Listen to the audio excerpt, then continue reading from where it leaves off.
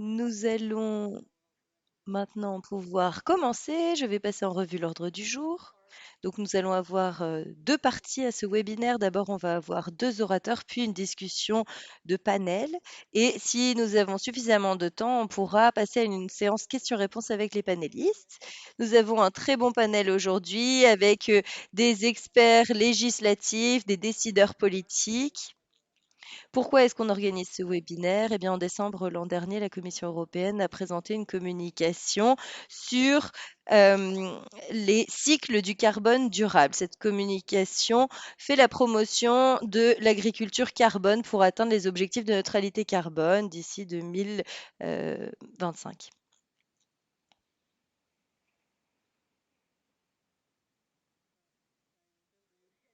Pardon, j'avais éteint mon micro. Je continue. Comme vous le savez, l'objectif de l'UE, c'est d'atteindre, la neutralité carbone en 2050. Selon cette communication, nous devons d'abord réduire drastiquement le carbone. Une législation sera proposée dès la fin de l'année pour un cadre pour la limitation du carbone.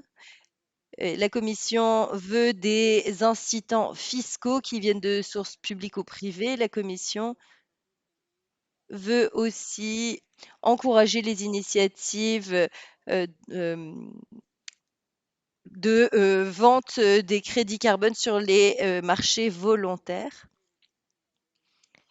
Elle veut aussi donc que les choses changent en termes de politique commerciale d'ici la fin de la décennie. Et les certifications des crédits carbone sont essentielles pour ce faire. La Commission a présenté un business model pour les agriculteurs et encourage donc des certifications européennes pour les crédits de carbone, pour réduire le carbone dans l'atmosphère. Les entreprises telles que Microsoft et d'autres entreprises technologiques s'intéressent aussi à ce sujet et veulent acheter des crédits. Nous avons aujourd'hui des panélistes qui vont parler de la science climatique et de la façon dont le système des marchés du carbone évolue.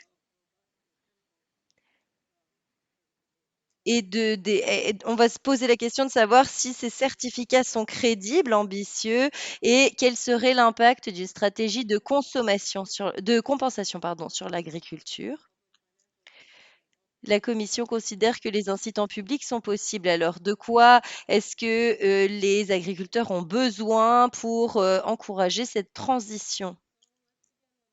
Nous allons commencer avec notre première panéliste pour cette première partie du webinaire qui traite de la science du climat et des marchés du carbone pour l'agriculture, les systèmes de crédit carbone existants et leurs problèmes. Nos deux orateurs auront 10 à 12 minutes de présentation et je vous préviens, je vais faire très attention au temps imparti. Notre première oratrice est analyste de programme chez Carbon Plan, une organisation de recherche à but non lucratif sur la science du climat. Son étude vise à prouver la transparence et l'intégrité scientifique de la valorisation du carbone sur les marchés du carbone grâce à des données et des outils ouverts. C'est à vous, Freya. Merci, Shefali. Merci beaucoup de m'avoir donné l'opportunité d'être ici avec vous. Shefali m'a présenté. Merci. Je vais vous faire une petite présentation sur certains défis associés au crédit carbone du sol. Je vais me concentrer sur les défis et sur l'importance d'avoir un effet positif sur le climat. Je vais parler des marchés du carbone, parce que c'est un sujet qui est très important, et j'espère du coup pouvoir vous éclairer sur ce sujet. Cette présentation va se diviser en 3 parties. D'abord, je vais un peu parler du contexte des crédits du carbone et du fait qu'ils ont des impacts très différents les uns des autres. Ensuite, je vais vous parler de ce qu'il faut pour avoir des résultats de haute qualité pour les crédits, de carbone et ensuite, nous allons parler de ce qu'on voit actuellement sur les marchés et des leçons à tirer. et qui ont été tirés du passé. Donc on peut passer à la diapositive suivante. L'objectif des marchés du carbone, c'est de dire que les crédits carbone sont tous égaux.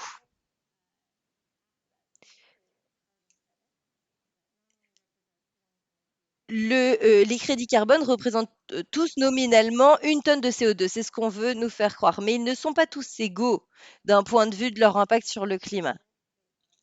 Et il y a des choses qui différencient les marchés. Il y a la durée du bénéfice climatique représenté. On peut avoir un projet qui store du carbone pendant 20 ans, des projets qui storent du carbone pendant 100 ans. euh, et les deux peuvent produire des crédits et les crédits peuvent être très semblables l'un à l'autre, mais l'un envers l'autre, mais ils sont différents. Ensuite, il y a aussi l'interaction avec le cycle du carbone. La Commission a insisté sur la différence entre l'élimination du carbone et la compensation des émissions. L'élimination du carbone, c'est prendre le CO2 de l'atmosphère et le stocker. Et l'autre vise à empêcher le CO2 de rentrer dans l'atmosphère. Donc les deux sont importants, mais d'un point de vue comptabilité carbone, ils doivent être traités très différemment. Tout ça, c'est important parce que si les crédits de carbone sont utilisés pour justifier les émissions en cours, et c'est souvent le cas actuellement, eh bien, ce que l'on dit, c'est que les bienfaits pour le climat représentés par le crédit annulent les dégâts pour le climat des émissions. Et ce n'est pas le cas. Diapositive suivante, s'il vous plaît. Quand on émet une tonne de CO2, cela a un impact pendant des millénaires. Donc ça, c'est une courbe qui vous montre l'impact du CO2 dans l'atmosphère avec le temps. L'impact sur la biosphère, sur les océans. Environ un quart de ce qu'on émet reste dans l'atmosphère pendant plus de 1000 ans. Donc, ça veut dire que pour contrer l'impact des émissions du CO2, il faut prendre du CO2 dans l'atmosphère, le retirer et le stocker de façon efficace et durable. Diapositive suivante. Alors, l'élimination permanente du carbone, ça justifie les émissions en cours. Mais le problème, c'est qu'il y a peu d'actions à long terme. On a des actions qui sont surtout temporaires. Et on sait que ces actions d'élimination, elles ne sont pas équivalentes aux émissions de CO2. Et il faut aussi reconnaître que on est pour avoir on peut avoir une valeur positive, mais inférieure à 100% de l'élimination permanente.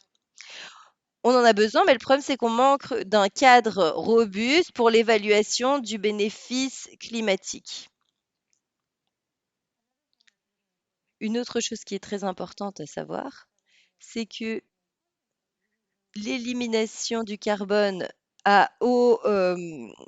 l'élimination du carbone, pardon, a un rôle important mais limité dans le cadre des objectifs de neutralité carbone. Et donc, l'élimination du carbone, ça permet de réduire euh, la pollution, mais ça ne fait pas tout. Et les réductions d'émissions doivent être priorisées.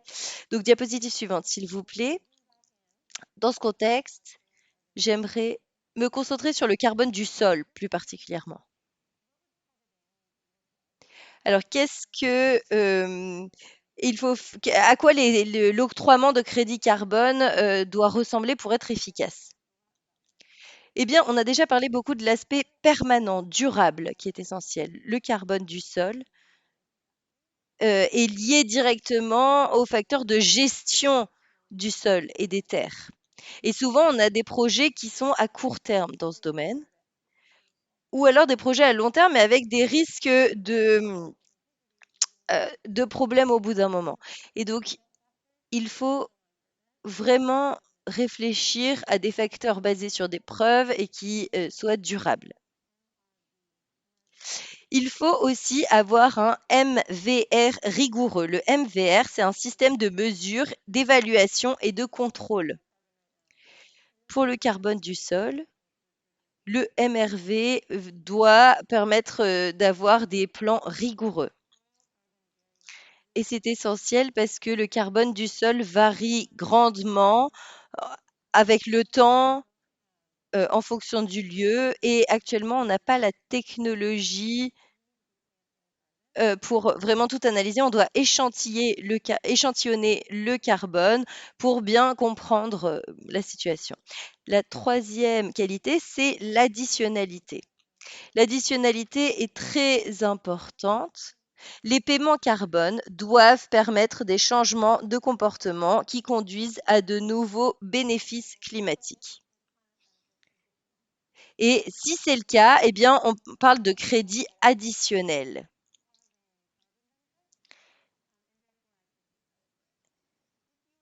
Si on ne prend pas en compte l'additionnalité, eh bien, on n'est pas suffisamment dans la protection du climat.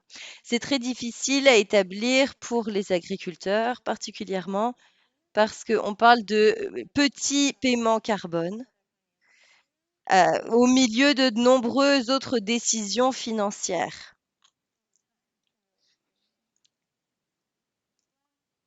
Enfin, la dernière qualité, c'est la sauvegarde, les garanties, particulièrement dans le système agricole. Il faut prendre en compte l'impact environnemental, les co-bénéfices et les conséquences involontaires. Et ça, c'est essentiel pour s'assurer que les crédits de carbone n'encouragent pas des actions qui soient contre-productives. Mais donc c'est essentiel, mais c'est très complexe dans le contexte agricole. Diapositive suivante, s'il vous plaît.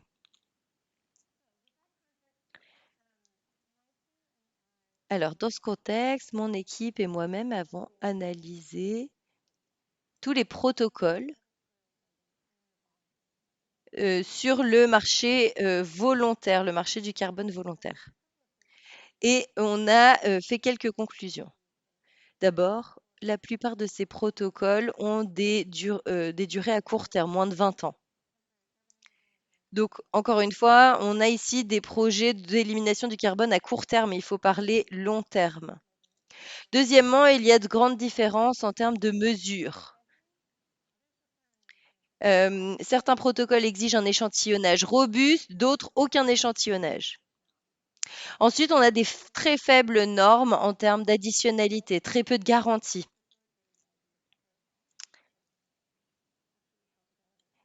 qui prouvent que ces crédits de carbone permettent ou ont un impact positif sur le climat. Diapositive suivante, s'il vous plaît. Alors, quelles sont les conclusions? Eh bien, le secteur privé n'a pas résolu les problèmes de qualité du carbone du sol. C'est très difficile d'avoir des normes qui sont simples mais robustes. Ça ne veut pas dire que tous les projets sont mauvais, mais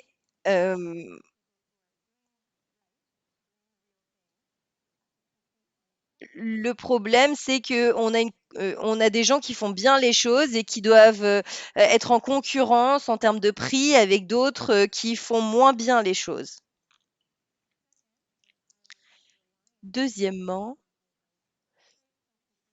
s'appuyer sur le mécanisme du marché du carbone crée des objectifs contradictoires. Donc, il faut soutenir et récompenser les bonnes pratiques, les pratiques positives,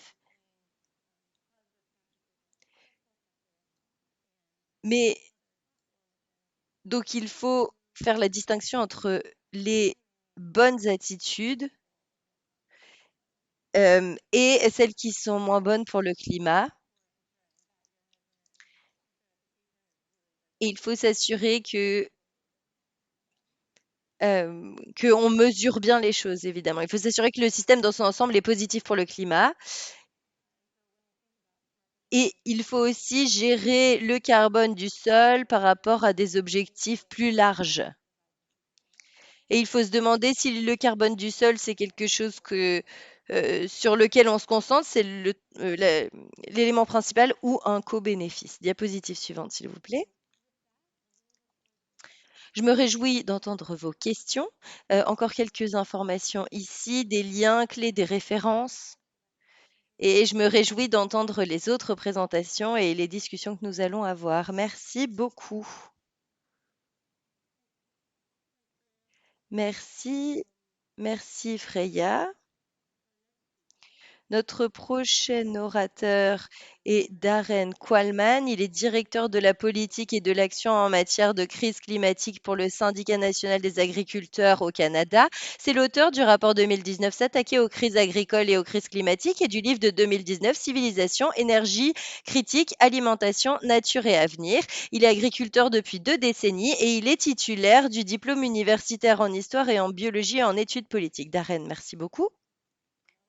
Darren va nous parler des problèmes liés au crédit carbone du sol pour le climat. Allez-y, Darren. Est-ce que vous m'entendez bien? Oui, merci beaucoup. Je suis ravie d'avoir l'opportunité de m'exprimer parmi vous. Diapositive suivante. Je vais vous faire une présentation en 4 parties. Et nous allons commencer par parler des impacts de l'agriculture sur le climat pour vous montrer à quel point la situation est urgente. Si l'on se penche sur le rapport des Nations Unies sur les émissions de CO2, on se rend compte que malgré les engagements, malgré les plans, les programmes d'incitation, les programmes rétrofit qui ont été mis en place ou qui sont programmés, eh bien malheureusement, on n'est pas sur la bonne voie pour permettre d'atteindre l'objectif de 1,5 degrés Celsius ou même 2 degrés Celsius. En fait, on est sur le point d'atteindre les 2,7 degrés de réchauffement d'ici la fin du siècle. 2,7, c'est bien au-delà de la limite rouge.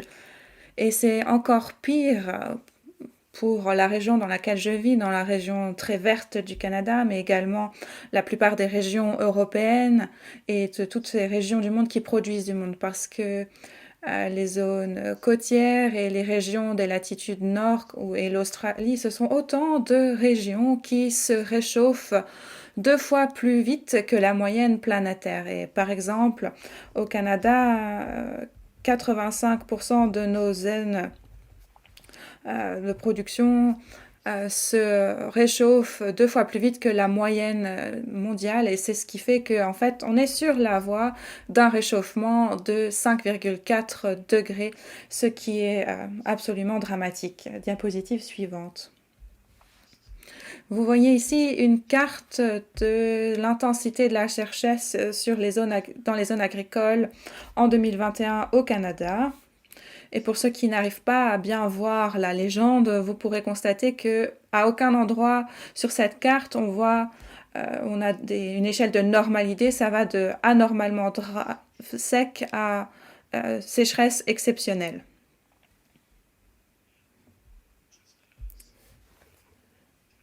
Au Canada, où les régions se réchauffent 2 fois plus vite que la moyenne mondiale, c'est également le cas dans beaucoup de régions de l'Union européenne.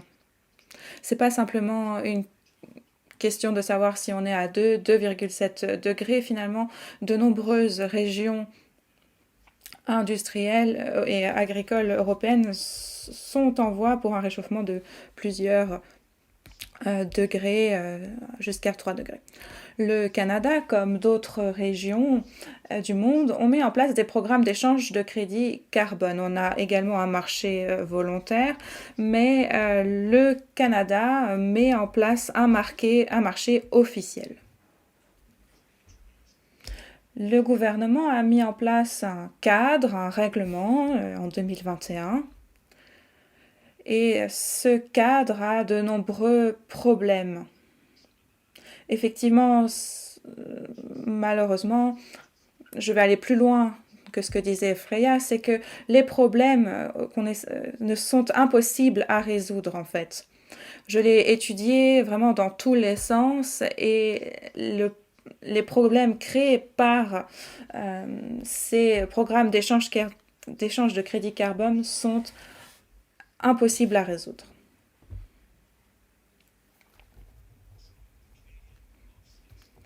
Ce programme canadien comporte plusieurs aspects. Tout d'abord, un engagement fort pour l'endécennalité. C'est effectivement un problème très important, mais de nombreux agriculteurs sont déçus. Pourquoi? Parce que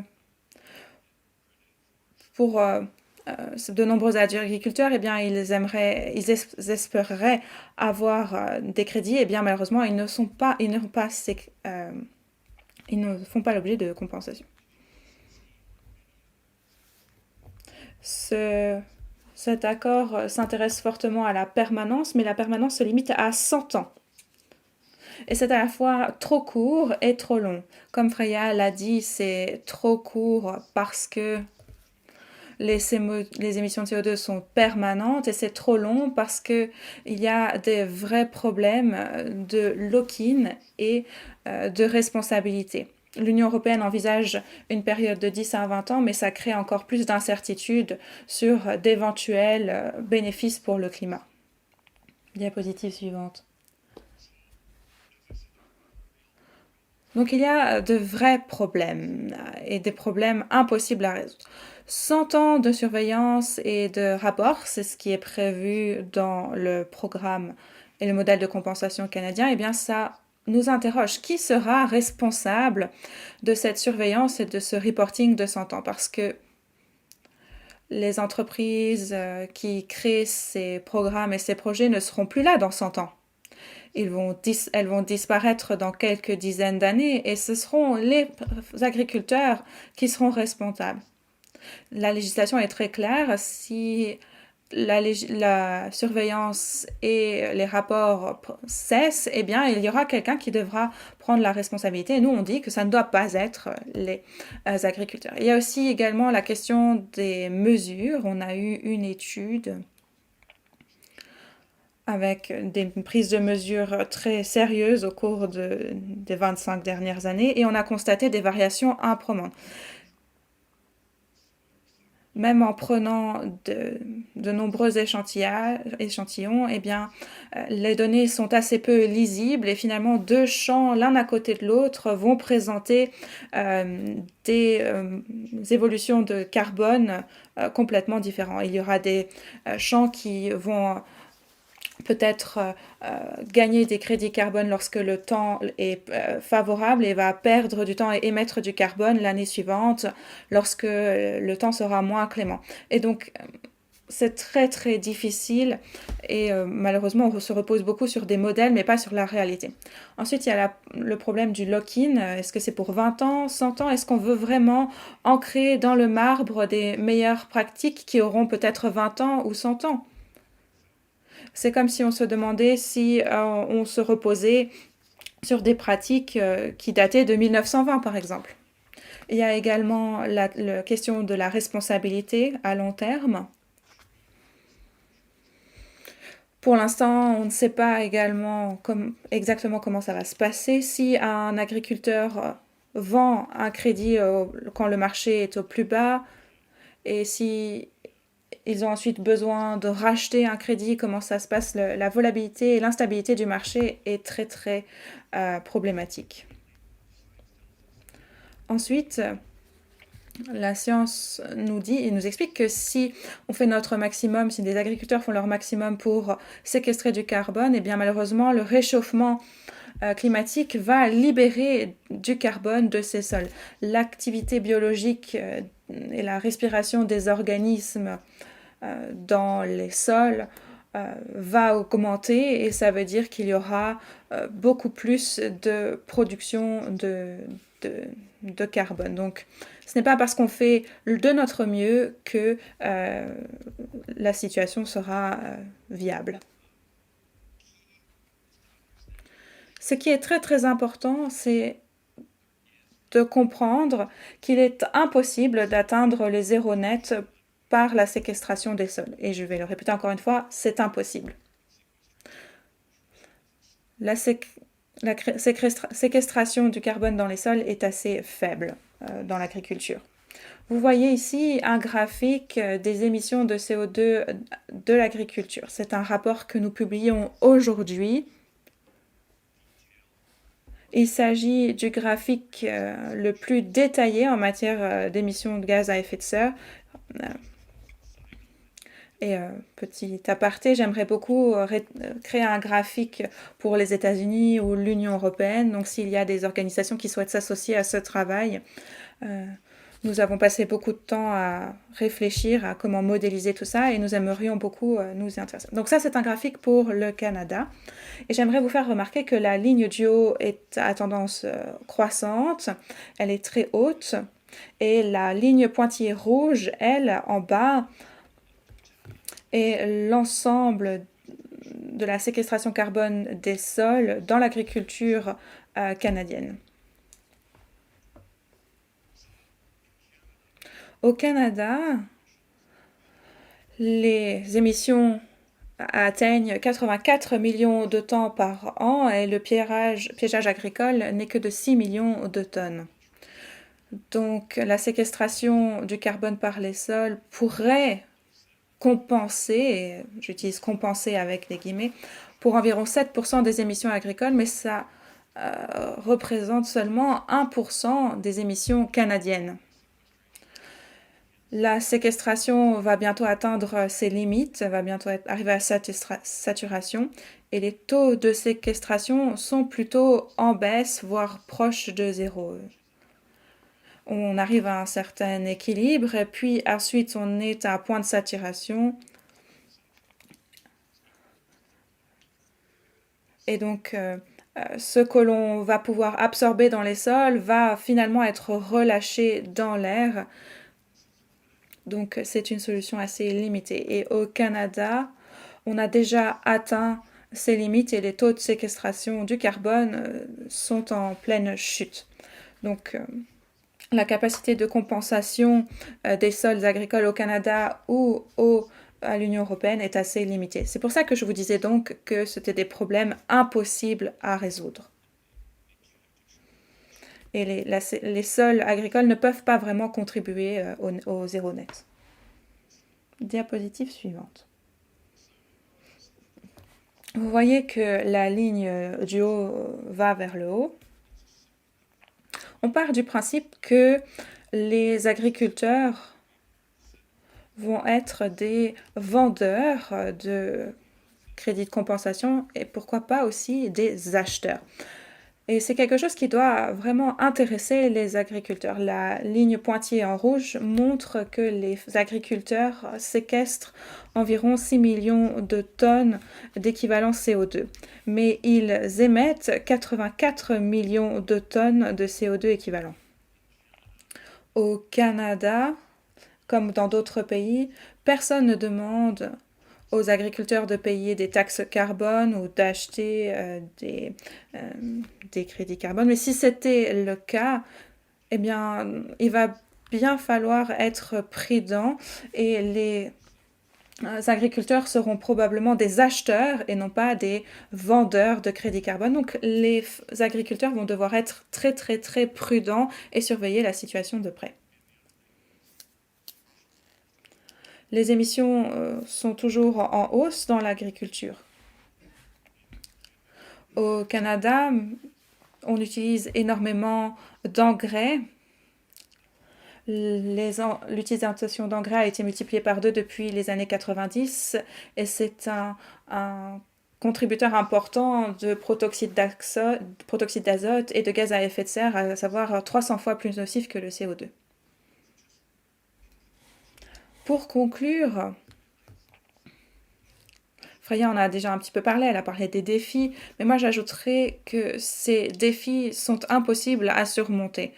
La séquestration par les sols est trop limitée, elle est impermanente, ça crée des problèmes de verrouillage, que ce soit pour 20 ans ou pour 100 ans. Et il y a aussi toute la question de responsabilité. Si on a une responsabilité de 20 ans, eh bien, ça répond à certains problèmes, mais pas pour le long terme. Et ça rend la chose assez peu attirante. Ensuite, l'aspect important, c'est que ces programmes ralentissent les réductions plutôt que d'encourager les bonnes pratiques.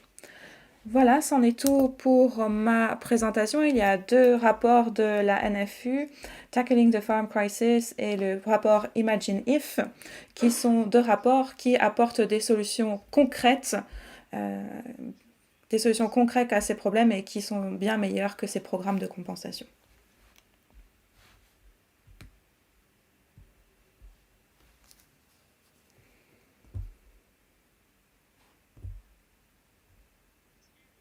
Merci beaucoup, Darren.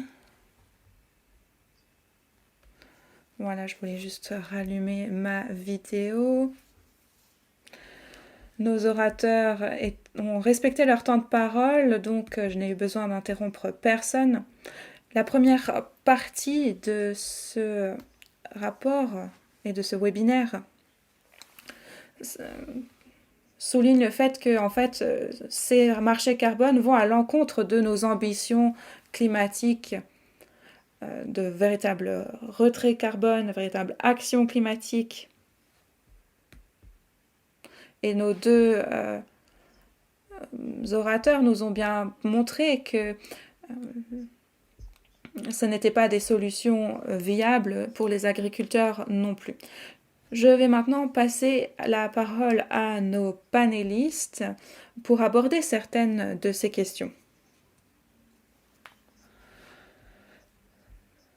Nous avons beaucoup d'intervenants. Je les présenterai avant de leur donner la parole et chaque intervenant aura 5 minutes pour répondre à la question.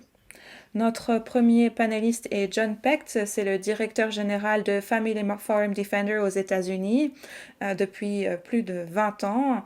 Il a une exploitation dans le centre du Minnesota, au centre des États-Unis, et mène des actions de plaidoyer pour la souveraineté alimentaire. Et les agriculteurs de Family Farm Defender ont été confrontés à la question des crédits carbone. Comment les agriculteurs de votre association ont-ils vécu les programmes de crédit carbone jusqu'à présent? Est-ce qu'ils se sont adaptés? Est-ce qu'ils ont été adoptés? Quels sont, selon vous, les principaux problèmes des marchés du carbone pour les agriculteurs? Merci beaucoup pour cette invitation. Je suis ravie de pouvoir participer. Les deux présentations ont été très intéressantes pour poser un petit peu le contexte. Je suis moi-même agriculteur, je suis dans le Wisconsin, même si j'ai grandi dans le Minnesota, et notre organisation s'intéresse à ces mécanismes de commerce des crédits carbone depuis Kyoto. Et la première fois auquel on a été confronté, c'était à peu près en 2007-2008. On recevait des appels de traders de crédit carbone qui voulaient avoir la liste de nos membres pour leur parler un petit peu de ces programmes de financement des crédits carbone. Et ça a été vraiment un moment de réveil. Et j'étais à Copenhague pendant la COP 15 en tant que représentant des agriculteurs américains. Et j'ai écouté la proposition du secrétaire d'État à l'agriculture, M. Vilsack, qui avait dit qu'il 25% des objectifs de réduction des gaz à effet de serre aux États-Unis allaient être faits par le biais du secteur agricole. Et là, on s'est dit, au secours, qu'est-ce que ça va signifier pour les agriculteurs américains? Il a parlé des neurodigesteurs, etc., etc. Et donc, tout d'un coup, on s'est compris, donc, on a compris qu'est-ce que signifiaient ces marchés involontaires. Et puis ensuite, il y a eu le marché à Chicago, le marché carbone à Chicago. Il y avait nos agriculteurs le connaissaient déjà. C'est un centre qui était malheureusement connu pour la corruption et le racket qui s'y passait. On a manifesté à Chicago et on manifestait depuis des années. Et donc on s'est dit que nous devions également manifester sur ce marché carbone de Chicago et faire entendre nos voix et vraiment dire tout haut ce qui se passe là-bas. Il y avait le Farm Bureau, le General Mills, Nestlé, Danone. Ce sont autant de grands acteurs qui étaient actifs sur ce marché à Chicago. C'était à l'époque en 2009 et 2010 et ils achetaient et revendaient des crédits carbone. Et vous le savez probablement, ce marché s'était effondré parce qu'il était corrompu jusqu'à l'os et à un moment le prix de l'action est tombé à 5 centimes par tonne. Donc il y a vraiment eu cette bulle spéculative qui a éclaté. Je pense que toutes ces personnes ont quand même réussi à tirer leur épingle du jeu et on recrée un autre marché ailleurs, puisque c'est comme ça que ça fonctionne, les marchés. On les crée et recrée à l'infini. Et donc ce marché à Chicago est probablement parti ailleurs et s'est développé. Et à trouver de nouveaux acteurs, l'Union européenne, les mécanismes de développement vert, etc., etc. C'est comme ça que ça fonctionne. Et donc c'est comme ça que nos agriculteurs ont été exposés. C'est la dernière version d'une intégration verticale dans une supply chain capitaliste où les agriculteurs sont exploités par de grandes entités qui font main basse sur tous ces crédits. Et tout ça est vendu en fait au même titre que d'autres choses. Donc voilà, ça a été vraiment juste une autre bulle spéculative qui a exploité. Et qui était, et ces crédits carbone ont été traités comme des biens de première nécessité. Ce, ils ne sont pas apparus de tout seuls. Ces crédits ont été inventés par quelqu'un et inventés par ceux qui ont les mains sur les cordons de la bourse. Ce sont nos mécanismes gouvernementaux qui sont les responsables. Ce n'est pas de l'argent gratuit. Donc voilà, ça faisait partie de nos préoccupations et je pourrais vous parler d'autres. Il y a eu la dernière proposition, c'est la subvention du marché carbone privatisé par la Commodity Credit Corporation, la CCC. Mais on se demandait qui va aller apporter cet argent, qui allait en bénéficier, et on a dit à ces agriculteurs qu'ils n'avaient pas le droit d'y participer parce que c'était seulement par le biais d'entités autorisées. Et qui étaient ces entités? Eh bien, c'était ces mêmes grandes entreprises de l'agro-business qui contrôlent la vie des agriculteurs aujourd'hui. Par exemple, Lado Lakes, que je connais très très bien. De nombreux agriculteurs du secteur laitier sont confrontés à ce problème. C'est une entreprise très corrompue.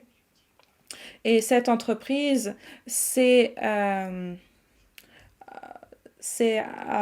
lié avec Microsoft et c'est associé avec Microsoft pour développer le nouveau logiciel qui leur permettra de suivre ces crédits carbone. Et ils offrent aux agriculteurs 2 dollars par acre pour voir si leurs terres et leurs terrains peuvent être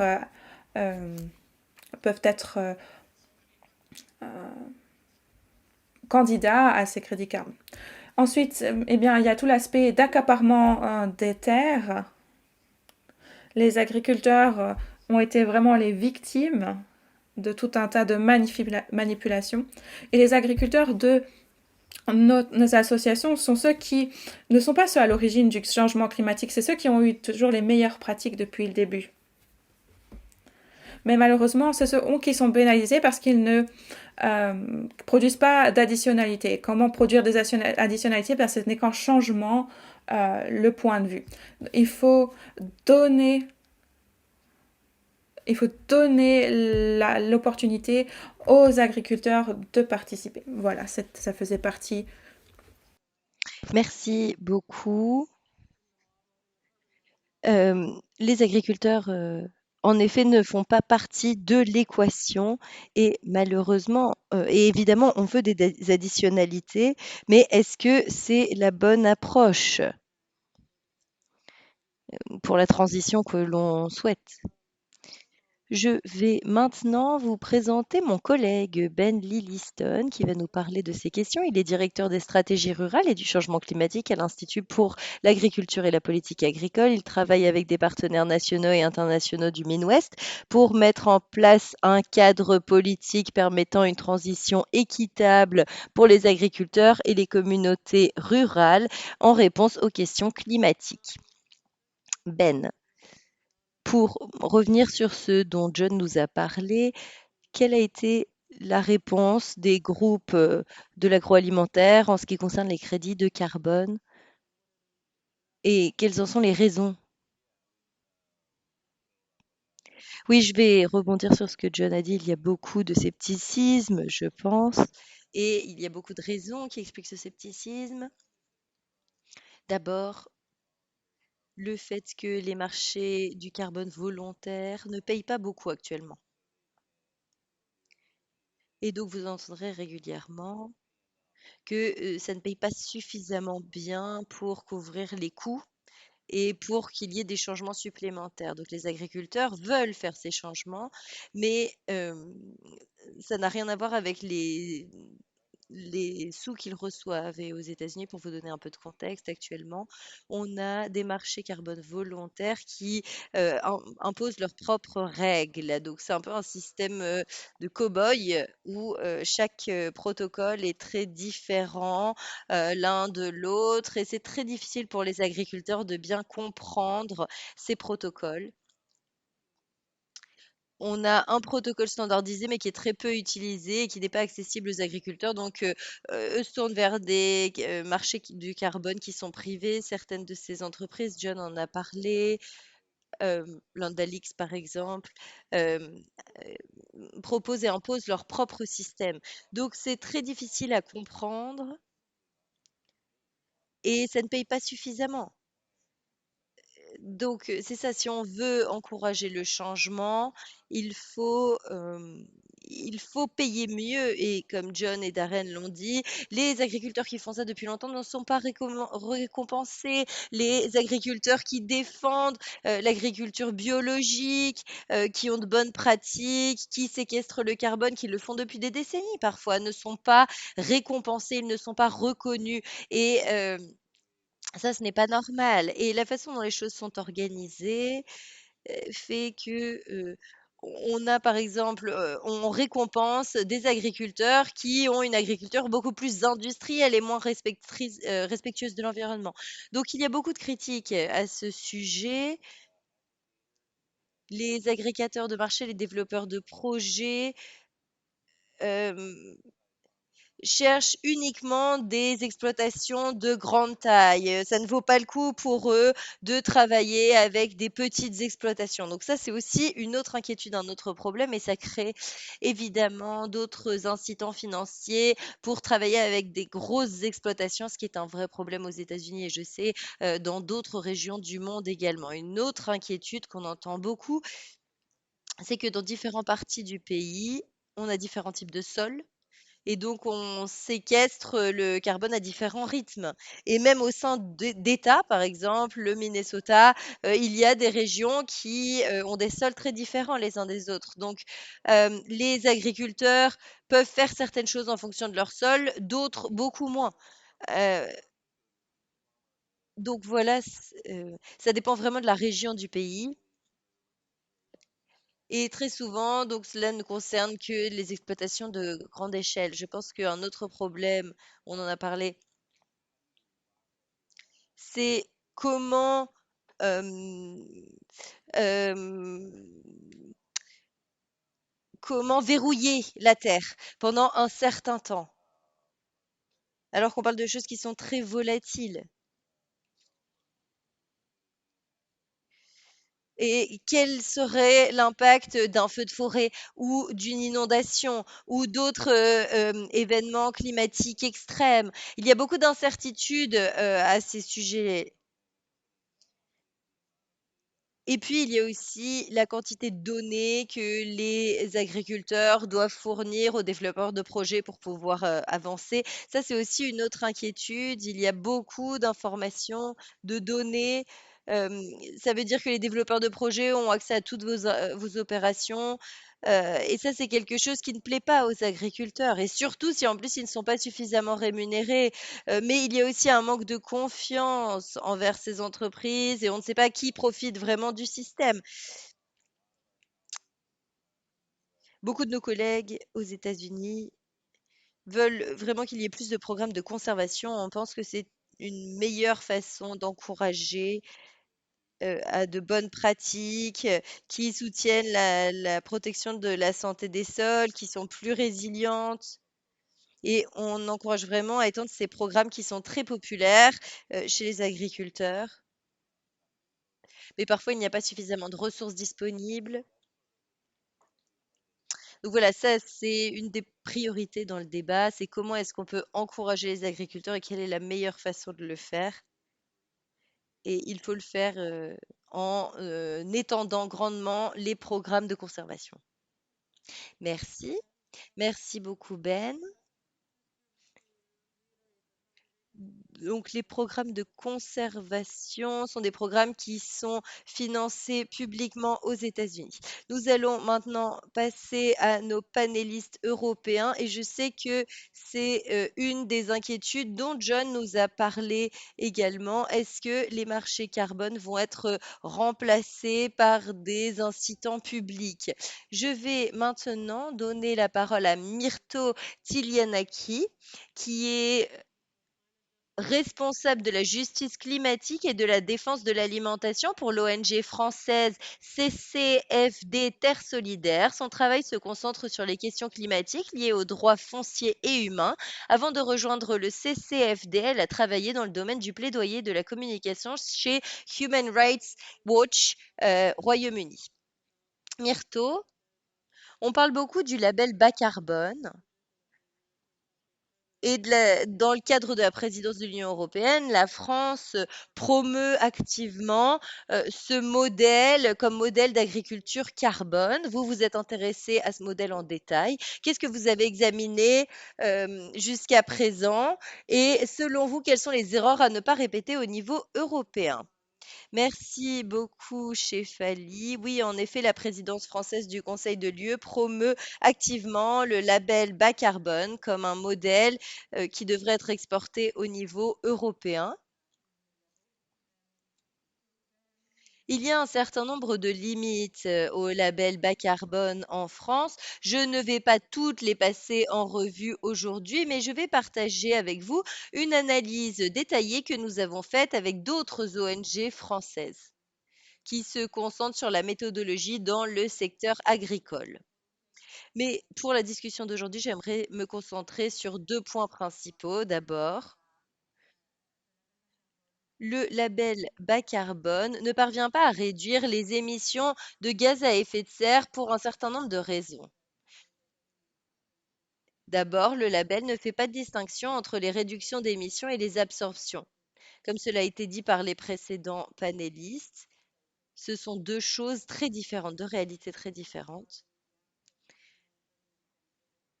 Et en concernant les questions de réversibilité, de non-permanence, par exemple, eh bien, ce qui est problématique avec label, c'est que dans le cas de la méthodologie utilisée en agriculture, le problème, c'est qu'elle approuve des projets sur une période de 5 ans seulement. C'est très court. Et ça montre qu'il y a beaucoup de choses qui ne sont pas prises en compte, notamment le fait que séquestrer du carbone, ça prend du temps. En outre, les projets dont les émissions augmentent peuvent recevoir une certification bas carbone dans le cadre de notre norme parce que ce label est basé sur un scénario de référence théorique, business as usual, qui estime les impacts climatiques si le projet n'avait pas eu lieu. Donc, par exemple, un produit dont l'augmentation annuelle des émissions reste inférieure à ce scénario de référence peut être certifié comme étant à faible émission de carbone.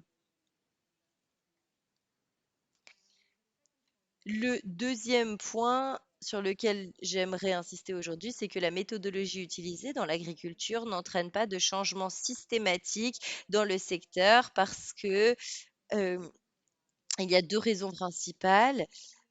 elle utilise des indicateurs incorrects pour mesurer les réductions d'émissions.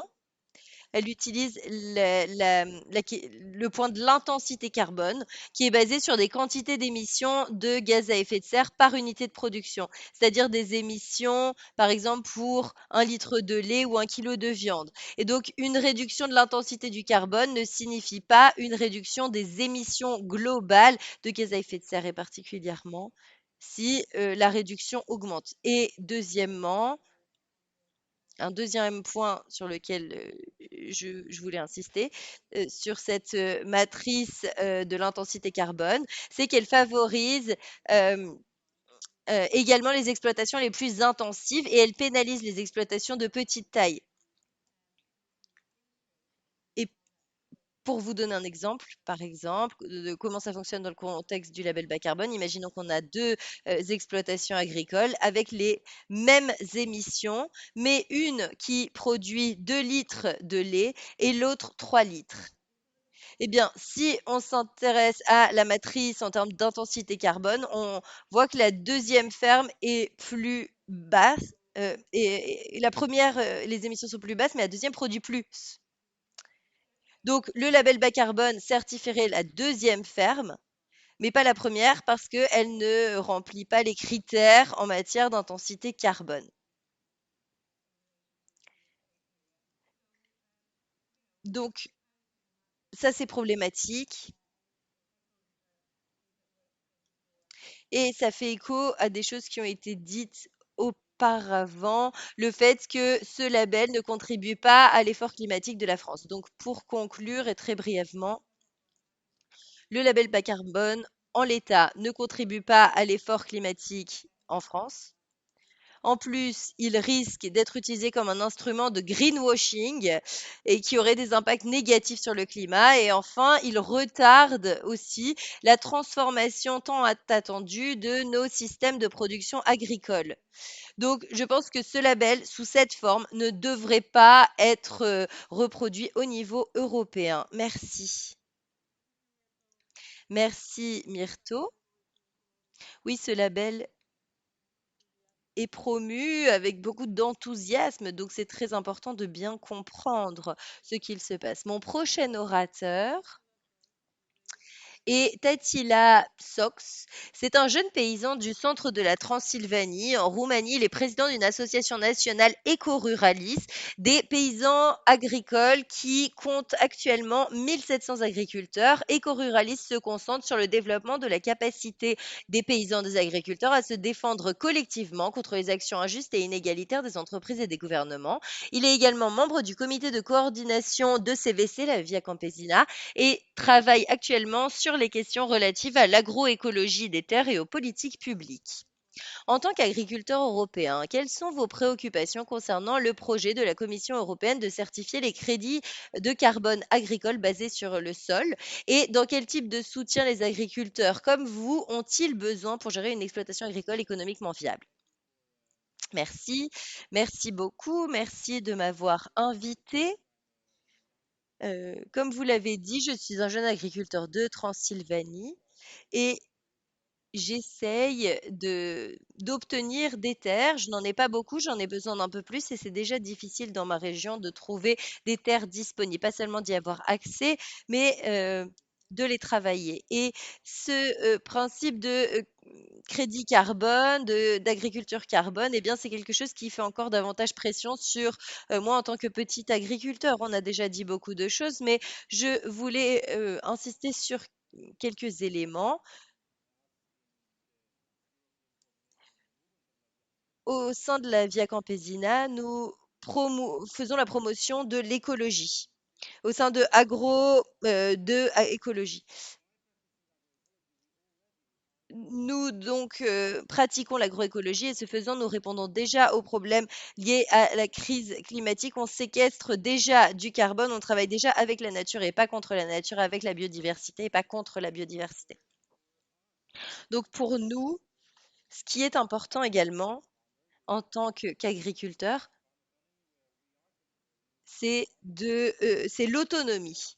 C'est de contrôler nos pratiques agroécologiques, mais aussi d'investir dans nos connaissances, de nous former. de développer nos pratiques. Donc une grande menace, évidemment, on l'a dit déjà, mais j'aimerais revenir là-dessus, c'est le problème de l'accaparement des données qui vient avec l'agriculture carbone, parce qu'on perdra notre autonomie dans ce processus, avec tous les consultants, tout ce benchmarking des terres, on va perdre de notre autonomie. Et on va devoir donner des informations de ce qu'on génère en tant qu'agriculteur. Et ça va entraîner davantage de monoculture, d'industries qui ne serviront que les gros acteurs. Et autre chose que je voulais dire, c'est qu'on a déjà une forte pression sur les terres agricoles. Et je voulais dire que dans la région dans laquelle je vis, c'est une région où il y a la plus grande concentration des terres d'Europe.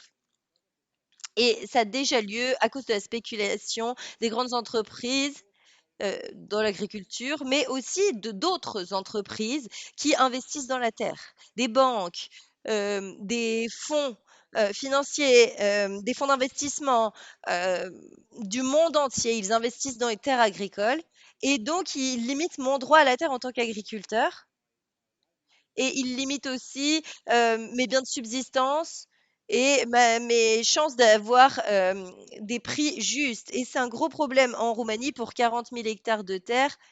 On a déjà qua Sur 14 millions d'hectares de terre, on a déjà 4 millions d'hectares, qui sont, accaparés par des acteurs de l'industrie. Donc les systèmes de crédit de carbone et d'agriculture carbone, ça va aggraver cette situation parce que ça va encourager les gros acteurs à spéculer encore davantage.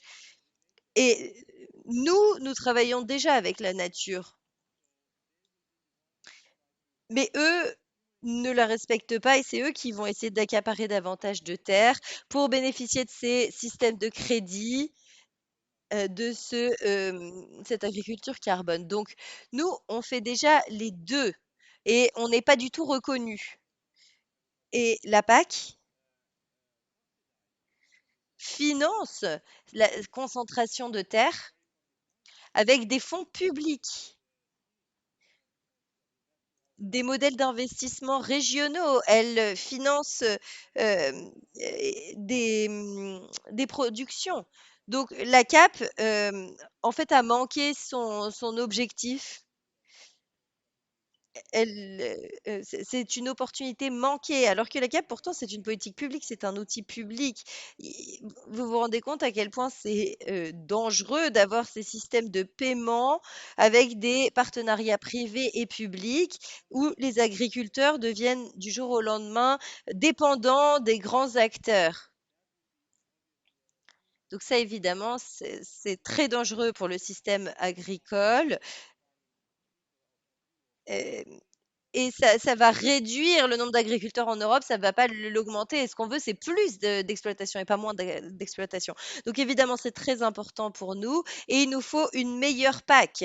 C'est ce dont on a besoin. On a besoin de politiques publiques qui assurent des prix justes pour les agriculteurs. On doit investir dans la transition écologique. On n'a pas besoin de ces crédits carbone qui ne sont pas la bonne solution, qui nous rendent dépendants des grands acteurs. L'agriculture ne doit pas être spéculative.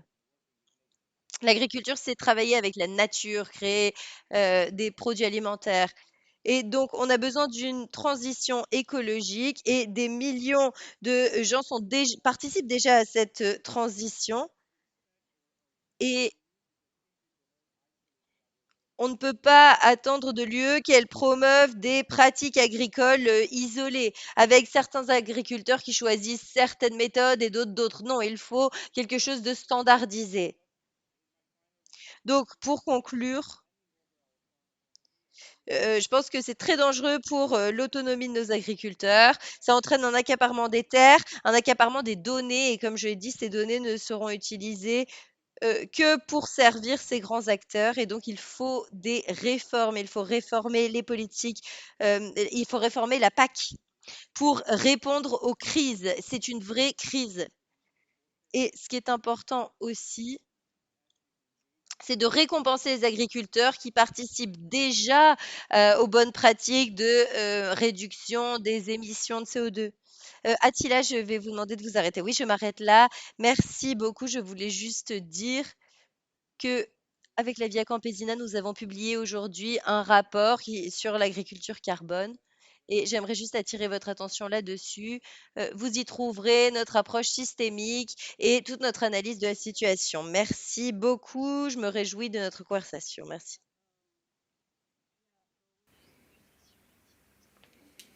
Merci beaucoup, Attila. Donc, nous avons entendu parler de ce nivellement vers le bas dans le cadre de ce marché. On a parlé de la responsabilité, de la permanence, l'utilisation de fonds publics, etc. Donc, je propose maintenant qu'on s'adresse à nos décideurs politiques, notamment au niveau du Parlement européen. Notre premier eurodéputé est M. Benoît Biteau, mais son attaché parlementaire est parmi nous. Je sais qu'il y a beaucoup de sessions au Parlement en ce moment. Je vais présenter Jean-Marc. Jean-Marc est l'assistant parlementaire de Benoît Biteau pour le groupe des Verts. Il a travaillé pendant 10 ans pour la Confédération paysanne, un syndicat d'agriculteurs français. Il a aussi été coordinateur à la Via Campesina pour le Forum sur la souveraineté alimentaire en 2007. Jean-Marc, vous représentez votre eurodéputé, Monsieur Biteau. On a entendu beaucoup parler de ces problèmes qui existent, mais qu'est-ce qu'on peut faire? On a parlé des défauts, la Commission parle des incitations financières qui peuvent être publiques. Comment est-ce qu'on pourrait aborder la question du financement transformatif en tant que responsable politique européen? Que faut-il faire? Oui, je vais m'exprimer en français. Tout d'abord, je voudrais excuser Benoît Biteau, député au Parlement européen, qui avait donné son accord pour être là aujourd'hui. Et la situation en Ukraine fait qu'il avait à travailler sur la résolution. Attends, excusez-moi, Benoît Biteau me dit qu'il est en ligne. Est-ce que vous le voyez? Oui. Oh. Oui, donc il a pu nous rejoindre. Je vais donc lui céder la parole.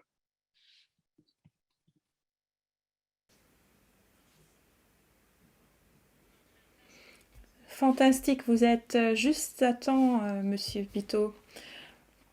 Je suis donc ravie de vous présenter Monsieur Biteau. Monsieur Biteau est eurodéputé pour le groupe des Verts. Il est issu d'une famille d'agriculteurs. Monsieur Biteau est le premier vice-président de la Commission de l'agriculture et du développement rural. Il est membre de la Commission du développement et de la Commission de la pêche. Il promeut des projets qui protègent la biodiversité, l'eau et d'autres. Merci beaucoup pour votre participation. Nous sommes bien conscients qu'il s'agit d'une période très chargée en ce moment au Parlement. Est-ce que... Oui, n'hésitez pas à allumer votre vidéo si vous le souhaitez. Allô? Yes. Oui, vous m'entendez, c'est super. Yes, we can. Je suis là depuis un petit moment, en vérité. Je ne devais pas être dans la bonne catégorie. Je n'avais pas dû être logé dans la catégorie des panélistes. Et je tiens à dire que ce n'est pas parce que je censure Jean-Marc Desfil. Il aurait très bien pu s'exprimer à ma place. Mais comme c'est un bon attaché parlementaire, son député est là et il me laisse m'exprimer.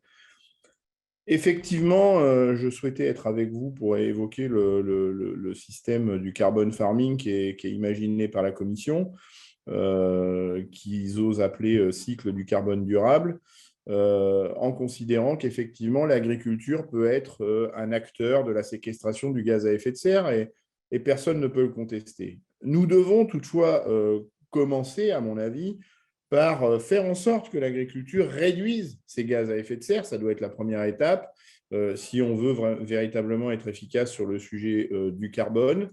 Mais utiliser l'agriculture comme une solution pour séquestrer les gaz à effet de serre n'est pas non plus totalement incohérent et c'est ce qui motive aujourd'hui les décisions de politique publique sur ce sujet-là. Ce qu'on peut regretter, et je pense que c'est là le biais important, c'est que nous assistons à une financiarisation de ce carbone-là, qui fait que, comme ça a été dit par le paysan juste avant moi, le jeune paysan juste avant moi de Roumanie, ce qui aurait été bien, c'est que ce soit une politique publique de la conditionnalité de la PAC, par exemple, qui permette de faire aboutir des logiques tournées vers une agriculture qui séquestre du carbone. Sauf que là, on est parti sur des logiques de marché du carbone privé qui fait qu'on n'est absolument pas en cohérence avec des logiques qui servent l'intérêt commun. Pire, en France, par exemple, c'est l'agriculture qui a été la plus désastreuse en termes de remise dans l'atmosphère des gaz à effet de serre par des pratiques agricoles qu'on connaît, le labour, l'utilisation massive d'engrais de synthèse, qui va être la grande bénéficiaire de ce marché privé du carbone et qui va faire que les sols les plus dégradés, qui ont été dégradés précisément par cette agriculture émettrice de carbone, va être la plus lourdement soutenue dans ces logiques de marchandisation du carbone, de financiarisation du carbone. Attirez votre attention aussi sur la volatilité des cours du carbone et donc la fragilité du système. La cotation est passée de 30 à 90 euros en un an au cours de l'année 2021. À la fin du mois de janvier 2022, le prix de la tonne du carbone flirtait avec les 100 euros la tonne. Et là, on a une guerre en Ukraine qui est déclarée depuis le 24 février.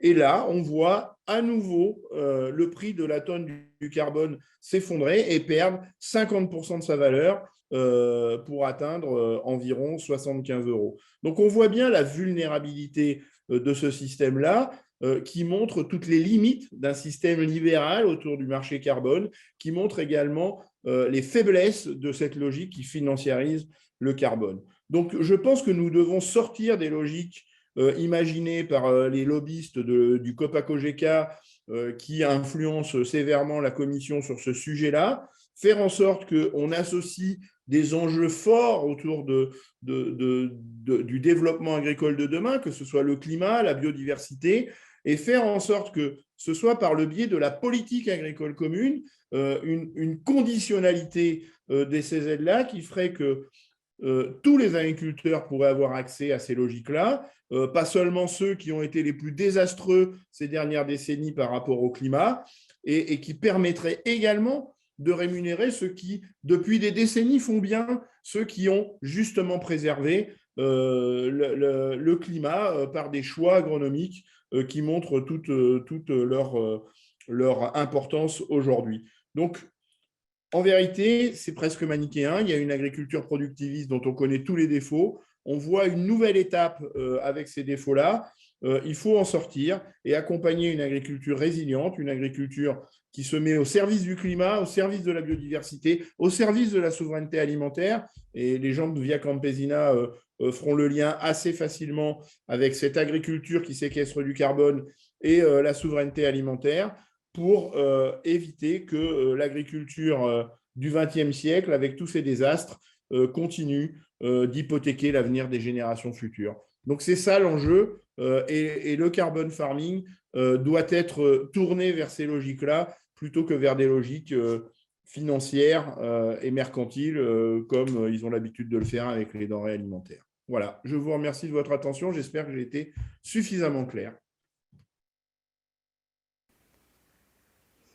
Merci beaucoup, Monsieur Bito. Restez parmi nous. Nous aurons normalement plein de temps pour un moment d'échange et de questions et réponses. Je passe maintenant la parole à notre deuxième eurodéputée, Maria Neuschel, eurodéputée pour les sociodémocrates. Elle est allemande, elle est également membre de la Commission de l'agriculture et du développement rural, ainsi que de la Commission des droits des femmes et de l'égalité des genres, où elle est la coordinatrice du groupe SED. Elle est également rapporteure fictive pour le règlement sur le plan stratégique de la politique agricole commune, qui est un élément essentiel de cette discussion. Madame Neuschel, le système agricole actuel de l'UE est confronté à de nombreux défis. Pensez-vous que la proposition de la Commission européenne contribue à favoriser le changement dans le secteur? Et si ce n'est pas le cas, qu'est-ce qui est réellement nécessaire? Qu'est-ce que vous préconisez, compte tenu du fait que vous êtes rapporteur fictive de la PAC? Merci beaucoup tout d'abord pour cette invitation. Je vais m'exprimer en allemand. Merci d'avoir organisé l'interprétation. En fait, milite en faveur de l'agriculture de l'avenir et je vais essayer de l'exprimer très simplement.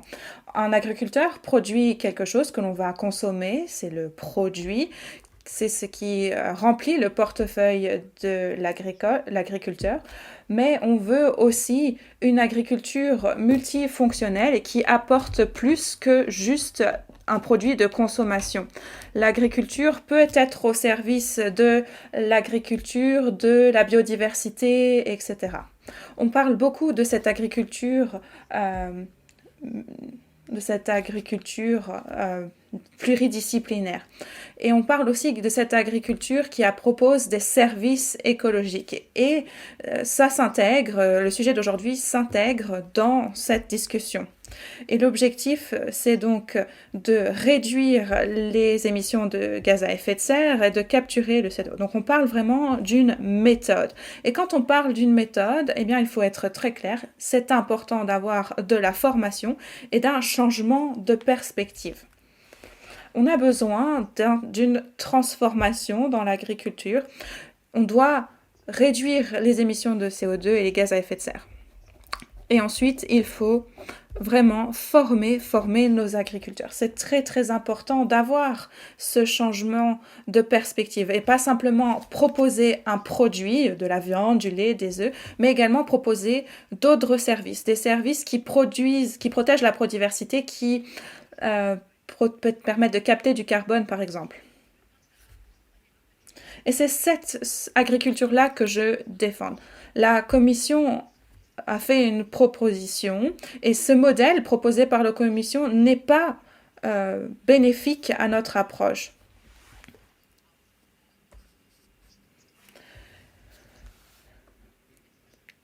La proposition de la Commission ne nous convient pas. Pourquoi ? Parce que dans l'Union européenne, on n'a malheureusement pas de loi sur la santé des sols. Et ça fait des années que mes collègues et moi demandons cette loi. Et donc, comme on n'a pas de politique des sols, eh bien, on n'a pas de normes européennes, d'objectifs contraignants. Et donc, c'est difficile de vraiment chiffrer comment on peut capter le CO2. Pour l'instant, c'est tout sur la base du volontariat. Mais pour éliminer efficacement le carbone de l'agriculture, on a besoin d'un cadre juridique commun et contraignant. Et pour l'instant, on est encore loin de cet objectif. Par ailleurs, on a également besoin d'un mécanisme de certification. Et là aussi, la Commission doit encore travailler sur ce thème. Il doit être retravaillé. Pour moi, on a plusieurs problèmes. C'est la permanence du stockage. Ça, c'est le premier problème. Il y a des chercheurs qui pensent qu'on peut stocker du CO2 dans le bois ou dans la forêt, mais on finit par brûler le bois. Et donc, en fait, c'est idiot d'avoir un stockage à courte durée si peu de temps après, on va brûler le bois. Il faut essayer d'avoir une approche plus holistique et aller voir un peu plus à long terme, parce que le stockage du bois, ça se fait sur 200 ans, par exemple. Donc, il faut voir pas simplement le résultat immédiat, mais voir également la transformation tout au long de la chaîne. Ensuite, on n'a pas parlé d'objectifs de réduction clairs pour l'agriculture. On n'a pas non plus d'accord sur les compensations. Est-ce qu'on a un jeu à somme nulle ? C'est difficile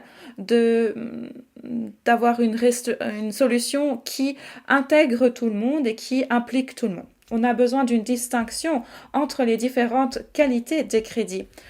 Parce que pour l'instant, on a l'impression que c'est tout égal. Mais la qualité doit être un facteur très très important. Et ensuite, il y a ici la réduction des gaz à effet de serre et la séquestration du carbone.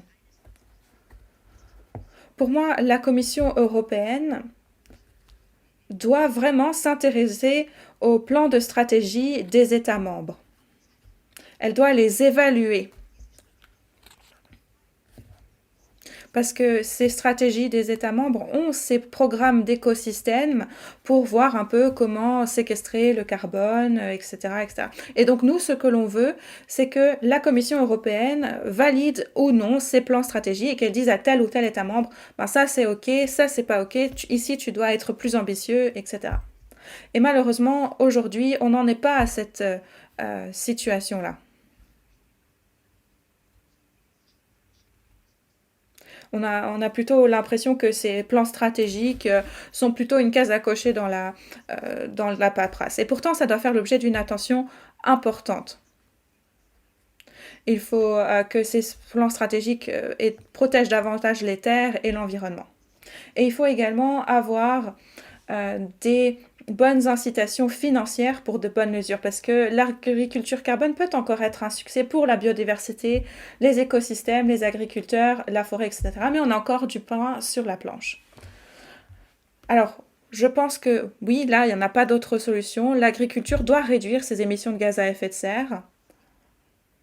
Et les agriculteurs peuvent être une vraie pierre à l'édifice de protection du carbone. On a besoin d'une forme de paiement, mais on a besoin d'un cadre et de justification. Et pour l'instant, en l'état actuel des choses, on n'est pas encore là. Il y a également un système de points qu'on essaye de mettre en point pour voir un petit peu la profondeur et le caractère positif ou neutre d'une mesure. Et c'est ce système de points qui permettrait d'évaluer les mesures, mais pour l'instant, on n'en est pas encore là.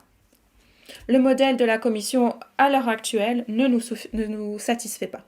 Merci beaucoup.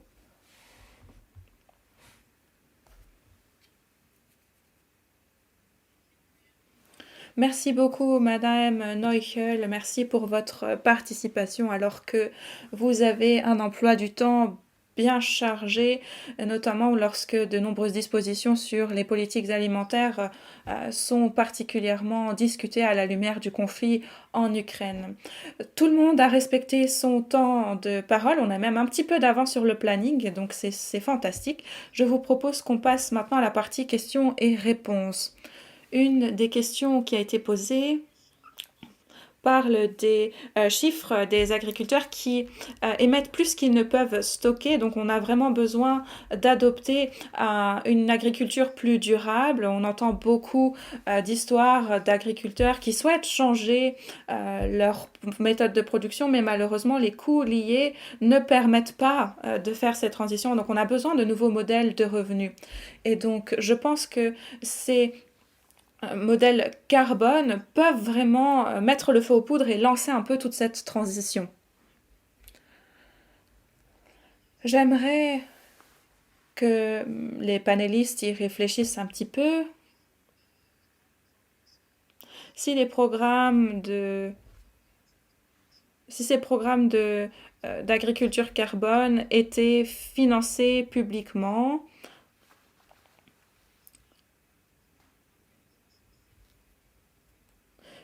et le marché carbone s'intéresse seulement à la question du carbone et pas forcément à d'autres aspects. Et l'un d'entre vous a mentionné la biodiversité comme co-bénéfice. Et l'idée, c'était peut-être d'avoir une transition qui adopte une approche holistique et de mettre en place une approche intégrée et holistique. Peut-être que je vais passer la parole en premier à Ben.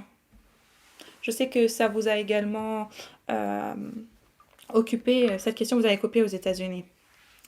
Oui, tout à fait, je vais vous parler du contexte américain, parce qu'il existe des programmes agricoles différents. Comme je le disais précédemment, on a des programmes de conservation qui sont très importants, qui promeuvent la santé des sols, l'agriculture agroécologique. Et souvent, les agriculteurs sont vraiment demandeurs. Et il y a une vraie porte ouverte pour le développement des financements. Il y a la Farm Bill qui est à ce moment débattue au Congrès et ce sont autant d'aspects qui sont traités dans les débats. Et aux États-Unis, on s'intéresse à la façon dont on peut développer ces programmes de conservation qui sont des programmes sur base du volontariat, qui sont et comment est-ce que l'on peut les adapter aux agriculteurs de toute taille dans tout le pays. Donc l'idée, c'est vraiment de faire en sorte que ces programmes bénéficient à tout le monde et ne se limitent pas simplement et ne bénéficient pas que à ces agriculteurs qui ont pollué et qui essayent de rattraper le coup. Donc, on réfléchit également à comment on peut inciter le changement. Il y a de nombreux programmes qui pourraient inciter et développer les pratiques agroécologiques, des crédits agricoles système aussi pour tous ces agriculteurs qui mettent en place des pratiques, des bonnes pratiques. Donc, on a vraiment l'ambition d'avoir une approche plus ambitieuse, plus globale. Et on s'intéresse également au système de crédit carbone qui ont d'abord été créés pour les pollueurs et pas forcément pour les agriculteurs. Est-ce que vous voulez, Attila, faire un commentaire sur le point de vue européen? Eh bien, oui, je pense que il faut réinventer l'agriculture en Europe. Nous avons des agriculteurs qui doivent être récompensés parce qu'ils font plus attention à l'environnement. Il y en a qui ne font pas très important à l'environnement, qui ne font pas très attention, mais des millions d'entre nous protègent l'environnement. Et il faut un système alimentaire plus transformatif. Et je pense que ces agriculteurs doivent avoir de meilleurs revenus pour pouvoir continuer à faire ce qu'ils font. Donc, d'abord, on a les politiques publiques, on a la PAC, la politique agricole commune, et je pense qu'il faut l'améliorer à l'avenir. Je pense qu'il faut vraiment que la société européenne, par la PAC, soutienne la transformation agricole et la production alimentaire. Et il ne faut pas oublier que beaucoup des crédits carbone encourageraient les monocultures, notamment les monocultures dans l'élevage, pour le soja et le fourrage destiné à l'élevage. Et par exemple, certains agriculteurs seraient encouragés à produire davantage de soja parce que ce serait plus attractif, financièrement plus intéressant, et le soja nécessite beaucoup d'énergie fossile. Donc, évidemment, on n'a pas besoin d'un système de ce genre. On a besoin d'encouragement et d'aide pour les agriculteurs qui protègent déjà l'environnement. On doit mieux financer ces agriculteurs. On a des milliards d'euros qui sont investis dans la PAC et qui doivent être mieux investis, mieux ciblés. Benoît Biteau, est-ce que vous voulez nous redire quelque chose là-dessus? Je sais que vous en avez déjà parlé dans votre présentation, mais est-ce qu'il y a des objectifs pour essayer de modifier l'approche de la Commission? Ou Maria, vous voulez commencer? Oui, je l'espère vraiment. J'espère vraiment que la Commission va vraiment prendre le temps de nous écouter et va prendre conscience que ça doit être une réussite. Il faut pouvoir récompenser nos agriculteurs. Il faut qu'on puisse permettre à la prochaine génération de continuer à exploiter nos terres, etc. Mais je pense que il faut encourager un travail précis. Et la question, c'est comment est-ce qu'on peut chiffrer tout ça? Par exemple, sur le développement du humus. C'est pour l'instant très très lent et il faut voir peut-être quels sont les agriculteurs qui ont développé le plus de humus et qui doivent être plus encouragés ou récompensés. Donc voilà, il faut vraiment y réfléchir, mais la Commission doit vraiment réfléchir. Et si il y a des points positifs, eh bien pour l'instant, il y a toute la question des paiements directs. Pour l'instant, ça fait des années que l'on a ces paiements directs, qu'on distribue de l'argent, mais c'est de l'argent qui ne rapporte rien et qui n'a pas de bénéfice. Et il faut peut-être aider davantage ceux qui protègent la nature et ceux qui ne protègent pas la nature. Il faut la population doit se rendre compte que les agriculteurs ne sont pas que la main nourricière, mais qu'ils proposent également d'autres services et c'est également quelque chose dont la Commission doit prendre conscience. Et cet argent des contribuables, il va falloir l'utiliser à bon escient. Il faut que ça serve de tunnel pour vraiment encourager les bonnes pratiques, que ce soit de captation du carbone ou réduction. Alors effectivement, peut-être que c'est sévère comme jugement et que c'est une attitude très résolue, mais je pense vraiment que il faut que chacun puisse vivre du travail de sa terre et on ne peut plus continuer comme on l'a fait jusqu'à présent. Merci Benoît, que pensez-vous? Même si nous avons raté cette opportunité dans la CAP actuellement, est-ce que, vous pensez qu'il faut commencer à s'organiser pour la prochaine?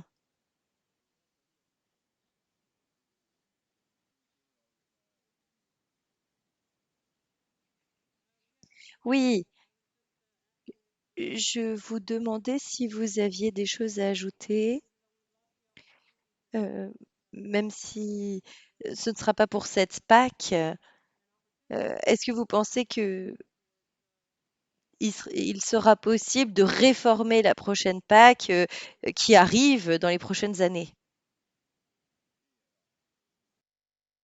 Oui, alors effectivement, cette PAC est un peu tournée vers des logiques productivistes et ce que j'ai dénoncé tout à l'heure.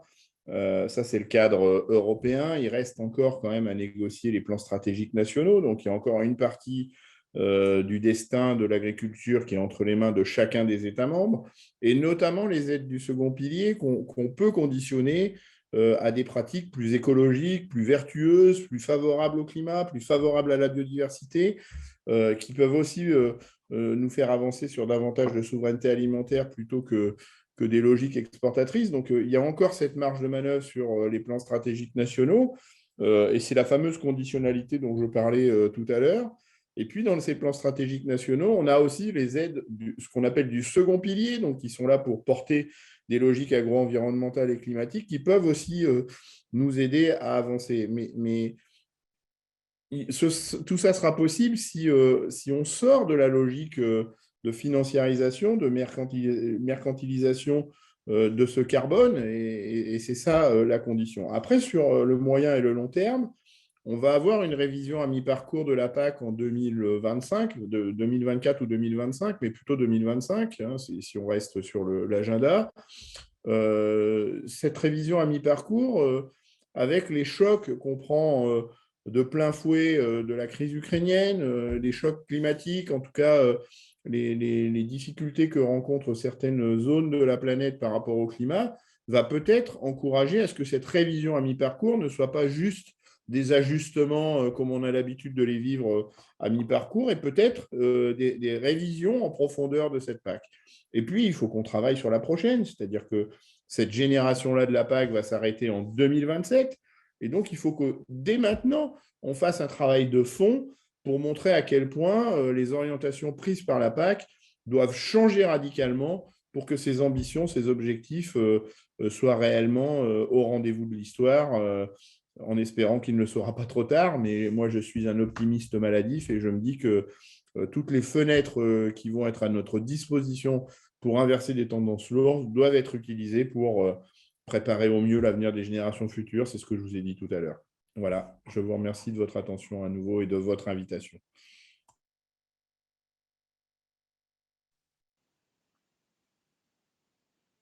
Merci, merci beaucoup. Nous allons maintenant un peu changer de sujet, passer à une question un peu plus technique.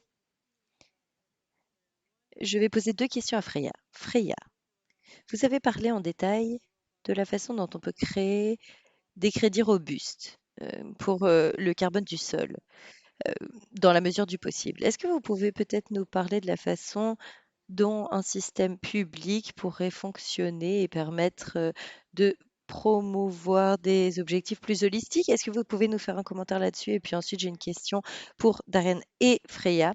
Est-ce que vous pouvez un peu nous parler de l'intelligence artificielle et de la façon dont les acteurs du marché du carbone s'en servent? Et la commission a organisé une conférence sur les cycles de carbone durable et on a beaucoup parlé de la façon dont on pouvait utiliser cette technologie et l'adapter à grande échelle. Donc, à vous, Freya. Oui, alors, la première question concernant les financements publics. Eh bien, ce qui est intéressant, c'est d'avoir des incitants pour avoir c'est qu'on a de moins en moins d'incitants pour avoir une certaine qualité et donc si on est dans un système crédit où, on trouve des émissions ailleurs, eh bien, on peut plus facilement, hem, récompenser certains agriculteurs et avoir des dynamiques différentes et plus de flexibilité pour avoir d'autres objectifs que le carbone. Pour répondre à votre deuxième question, les capteurs à distance et l'intelligence artificielle, eh bien, c'est un domaine de recherche en cours. Et je pense qu'il est très possible que les capteurs à distance deviennent un outil utile pour analyser le carbone dans le sol. Et actuellement, on a deux modèles basés sur les capteurs à distance. Mais pour être très précis, il faut pouvoir calibrer les choses et contrairement aux forêts, le carbone du sol, on ne le voit pas directement. Donc, il faut vraiment faire confiance à ce que voient les satellites. Contrairement aux forêts, on a moins de données publiques également pour calibrer ces modèles. Donc, pour l'instant, sur les marchés volontaires, beaucoup de personnes envisage de faire du MRV, donc des systèmes de mesure, d'évaluation et de contrôle pour le carbone du sol, mais à moins d'avoir un échantillonnage de haute qualité, eh bien, je ne suis pas sûre que cela soit efficace. Merci. Darren, est-ce que vous voulez rajouter quelque chose? Oui, merci Chevalier. Moi aussi, je suis assez sceptique sur les capteurs à distance. Là où j'habite, une étude a été menée qui s'est intéressée à 26 ans, 26 années et 100 champs différents. Ces champs ont été échantillonnés et on a découvert de grandes différences juste à quelques mètres, à, à 1 mètre de différence. Et d'une année sur l'autre, il y a beaucoup de variations. Et donc, il y a aussi le problème du signal, c'est-à-dire de l'évolution du ratio de carbone au cours des décennies, qui est très difficile euh, à mesurer. Et donc, on peut avoir deux champs l'un à côté de l'autre, et avec des résultats très très différents. Avec un champ où on élimine le carbone, l'autre non, et où on n'a pas forcément vraiment la possibilité de mesurer les choses clairement, surtout avec des satellites ou avec des capteurs à distance. Et les données sont très volatiles. Et quand on a fait notre graphique sur les émissions, on s'est rendu compte que on ne peut que mesurer que très peu de choses et il y a beaucoup d'incertitudes avec tous ces chiffres. On est à plus ou moins 30% en fait, très régulièrement dans nos données. Donc, quand on regarde en plus des tout petits échantillons, c'est très dur d'être précis dans nos mesures. Et donc, on perd beaucoup en fait en fiabilité. Donc, moi personnellement, je ne suis pas confiant. Je suis pas sûre que les capteurs à distance puissent vraiment nous aider. Merci. Je vois qu'il y a eu beaucoup de questions, de commentaires dans le chat. Malheureusement, on ne pourra pas y répondre à toutes ces questions. 36 questions. On va essayer de répondre à un maximum de questions. Les panélistes peuvent y répondre par écrit, hein, n'hésitez pas à le faire. Je vais essayer de voir si on peut répondre déjà à une partie des questions. Donc la prochaine question, est-ce que les sols peuvent permettre de compenser les émissions des énergies fossiles? Donc compenser d'autres GES. Ça, c'est la position de la Copa-Cogeca qui dit on n'est pas sûr des compensations pour les énergies fossiles, mais on pense que cela peut être efficace pour le CO2. Je ne sais pas si quelqu'un veut répondre à cela. Benoît Biteau, quelqu'un d'autre? Ouattila? Pardon. Eh bien, je voudrais juste essayer de répondre partiellement à cette question. Évidemment, je ne suis pas un expert, euh, mais pour moi, c'est choquant depuis qu'on s'intéresse à ce point, de voir combien d'énergie est dépensée dans ces mesures imparfaites, combien de temps est consacré à ce greenwashing et à ces mécanismes. Je suis désolée d'être aussi vif, mais quand on parle de technologie et de la numérisation, il faut bien se rendre compte de qui peut déjà s'offrir ces moyens techniques et numériques. Il y a des millions de petits agriculteurs en Roumanie qui ne peuvent pas utiliser ces outils. Ces outils ne leur sont pas adressés. Bon, je suis désolée, je ne réponds pas à votre question parce que ces outils numériques, ces interfaces numériques, l'intelligence artificielle, les capteurs, c'est quelque chose qui est destiné à une élite. Ce n'est pas destiné aux petits agriculteurs. Alors que la plupart de la nourriture qu'on mange aujourd'hui est toujours produite par des petits agriculteurs, des exploitations familiales. Et donc, enfin, voilà, je trouve que ça correspond pas tellement à la réalité. Merci. John, est-ce que vous voulez faire un commentaire? Oui, je voudrais juste dire qu'il y a le problème du méthane aussi dans l'agriculture américaine à cause des modèles industriels. On a un problème lié au méthane. Quand on met 10 000 vaches sur une petite surface, on augmente le lisier et ça crée du méthane. Euh, donc, ça, c'est un problème. En fait, ce faisant, on crée un problème de méthane et donc il faut éviter de recréer des problèmes. Et je l'ai déjà écrit dans le chat. Utiliser du méthane pour compenser les émissions de carbone en Californie, c'est ce qui se fait et c'est ridicule. Donc on brûle du méthane on- pour compenser les émissions de CO2, mais en fait ça crée aussi du CO2, donc c'est un cercle vicieux. Et donc il ne faut pas encourager les digesteurs de méthane en tant que moyen de compensation.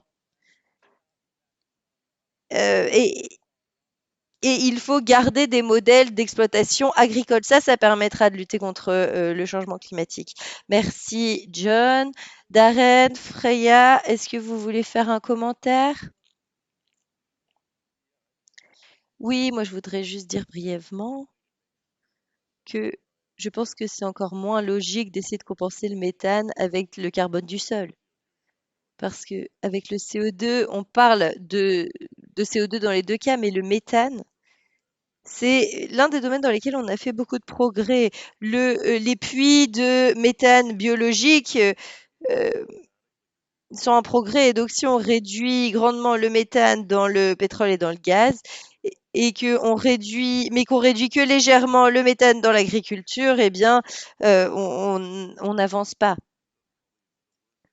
Donc, je pense que le pire de faire, c'est d'essayer de compenser le méthane. Je pense que le meilleur à faire, c'est de faire des réductions, et on voit que la concentration en méthane baisse rapidement. Oui, moi je suis tout à fait d'accord. Le méthane a une durée de vie dans l'atmosphère de 10 à 12 ans. Le CO2 reste plusieurs millénaires. Ça nécessite des pratiques différentes. Et quand on arrête à produire du méthane, eh bien, on voit qu'on peut grandement régler le problème. Donc, je suis d'accord avec Darren, il faut des réductions plutôt que des compensations. L'IATP s'intéresse aussi à cela. Est-ce que Ben, vous voulez réagir? Nous parler des incitants pour l'industrie. Est-ce que vous voulez faire un commentaire là-dessus?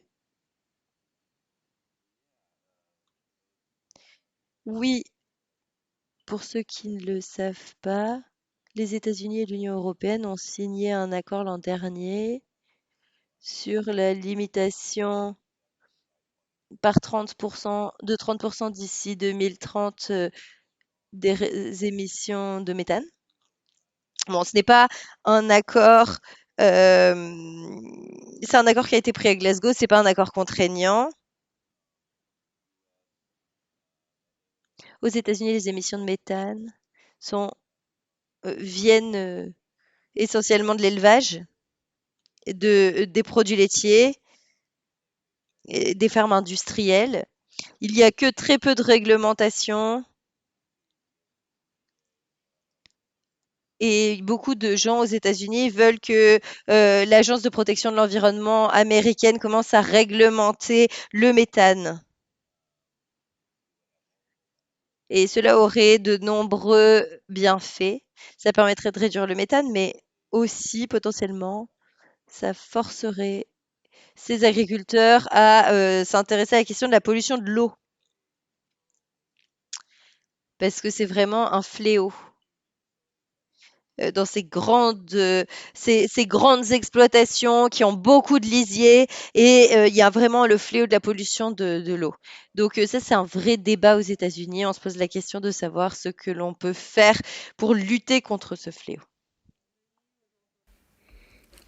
L'Union européenne s'intéresse également aux questions de digesteur, de méthane, etc. Donc, ce sont des thèmes aussi intéressants pour l'Union européenne. On a environ 10 minutes. Il y a plein de questions très intéressantes, mais il va falloir que je choisisse. Quelqu'un s'est demandé pourquoi est-ce que les gouvernements autorisent le marché privé à piloter le marché canadien. Le gouvernement canadien n'a pas l'air de vouloir agir. Est-ce qu'on peut changer un petit peu la perspective vers plus de résilience? Et il y a également tout l'aspect de la politique de la ferme à la fourchette et puis d'autres initiatives aux États-Unis. Et pourquoi est-ce qu'on en attire tout ça? N'hésitez pas à intervenir. Myrto. Merci, Shefali. Un exemple français qui est inquiétant. Et je fais écho à ce que disaient mes collègues, c'est ce manque de système de certification, ou plutôt ce système de certification qui existe à plusieurs niveaux. Et c'est un processus très compliqué. Et en fait, du coup, effectivement, ça n'encourage pas les petites exploitations à demander ces certifications. Et on s'attend à ce que ce soit le secteur privé qui soit moteur de ce changement. Et c'est en fait assez aberrant, et surtout lorsque l'on connaît la volatilité de ce marché et les répercussions sur le contexte socio-économique. Concernant le système français, eh bien, il y a eu assez peu d'intérêt des acteurs privés finalement. Et donc ça n'a pas l'air de fonctionner. Et finalement, on constate que ça ne fonctionne pas. John, en tant qu'économiste, c'est un débat. Et pour moi, la pollution, ce n'est pas un bien de consommation. Il ne devrait pas y avoir de marché pour quoi que ce soit qui pollue, que ce soit les pollutions des sols, le carbone, la pollution de l'eau. Ce sont des choses néfastes et on ne devrait pas pouvoir les acheter. Un point, c'est tout. Merci. Une autre question intéressante pour tout le monde. La Commission et le Parlement ont débattu du débat de la sécurité alimentaire dans le cadre de la stratégie de la ferme à la fourchette. Pourquoi ne pas simplement se concentrer sur la production à destination de l'alimentation humaine et pas l'alimentation des animaux? Et peut-être simplement donc réduire l'agriculture à destination de la production de carburant ou de fourrage. C'est une question peut-être un peu rhétorique, mais est-ce que certains souhaitent réagir? Il y avait une autre question sur pourquoi le manque de réglementation de ces émissions plutôt que de mettre en place des programmes incitatifs. Attila. Merci. Concernant la première question, eh bien, c'est une question tout à fait légitime, même si rhétorique. Avec la Via Campesina, mais d'autres acteurs européens ont milité dans le cadre de cette stratégie ferme à la fourchette. On pourrait tout à fait avoir une politique agricole commune meilleure, plus intéressante, mais malheureusement ce n'était pas le cas. Et on pourrait notamment se concentrer sur la production alimentaire plutôt que la production énergétique. Et c'est tout à fait logique pour plein de raisons différentes. Ça permet d'assurer la souveraineté alimentaire dans notre région, mais également parce que la production de biocarburants est inefficace et ça conduit à l'accaparement des terres. Et donc, en fait, toutes ces agricultures hors alimentation ne sont pas efficaces en termes énergétiques. C'est pour ça que nous militons pour une production alimentaire. Il y a maintenant les plans de stratégie nationaux dont on a parlé. Et c'est comme ça qu'on amène le débat sur la CAP à échelle nationale et c'est là que l'on va devoir pousser la stratégie ferme à fourchette dans ce cadre de la PAC pour apporter un peu plus de justice et d'égalité, contrairement à ce qui est pour l'instant prévu dans la CAP dans la PAC dans son état actuel. Merci beaucoup Attila. Est-ce qu'il y a d'autres interventions? On a à peu près 8 minutes restantes, donc Maria Neuchel, peut-être que vous pourriez nous faire en 1 minute une petite conclusion?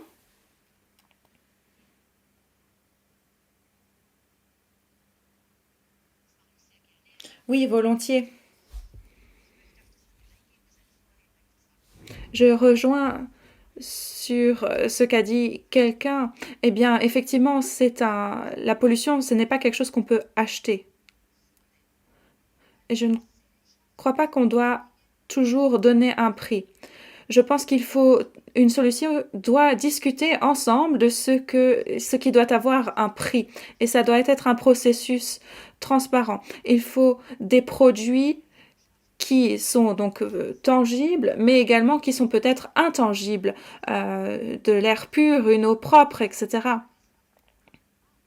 Et ce sont des produits qui ne sont pas des produits normaux, mais qui doivent quand même avoir un prix. Et donc, je pense qu'il faut vraiment analyser leur valeur au sens premier du terme et pas simplement financier. Tout le secteur agricole doit s'intéresser à la question. Il faut et tout le secteur agricole à destination de l'exportation a du sang sur les mains. Et en fait, il y a beaucoup de choses à prendre en compte et à corriger. Je suis également convaincue qu'on a un véritable marché pour les produits écologiques et les produits européens à sa place en Europe. Merci beaucoup. Merci énormément, merci beaucoup. Benoît Biteau.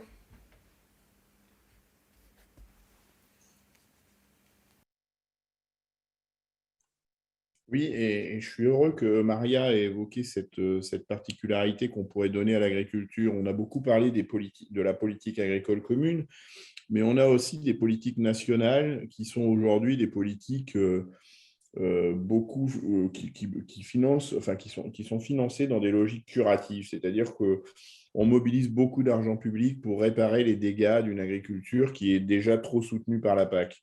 Donc, bien sûr, il faut revisiter la PAC, et je ne suis pas en train de vous dire le contraire, pour essayer d'accompagner la transition agricole, le changement de pratique agricole, et sortir de ces logiques où la PAC soutient des pratiques agricoles qui nécessitent de mobiliser des solutions curatives hors de prix. Mais on a aujourd'hui sur la table des enveloppes publiques absolument colossales qui sont aujourd'hui mobilisées dans ces solutions curatives.